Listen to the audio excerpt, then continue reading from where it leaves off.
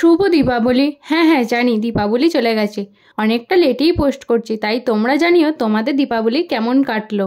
আর ওই যে মোম প্রদীপগুলো দেখলে, ওগুলো বাড়িতেই বানিয়েছিলাম। কিভাবে বানিয়েছিলাম আর কি করেছিলাম বড় ব্লগ পোস্ট করেছি, ঝটপট গিয়ে দেখে নাও তো। আর সন্ধে করেছিলাম এই লুকটা।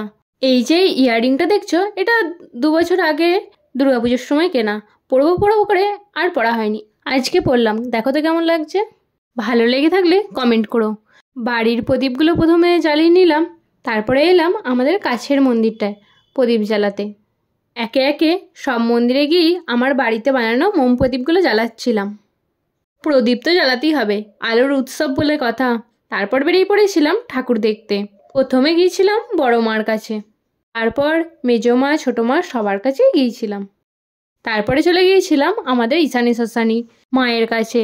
দাঁড়াও, তোমাদেরকে মাকে দেখাচ্ছি। ইনি হলেন আমাদের শ্মশানী মা। আর এই যে এই ঠাকুরটা দেখছো, এটা আমাদের গ্রামেরই ঠাকুর। এখানেও প্রদীপ জ্বালিয়ে প্রণাম করে নিলাম, তারপরে একটু ফটোশ্যুট করে চলো বাড়ি।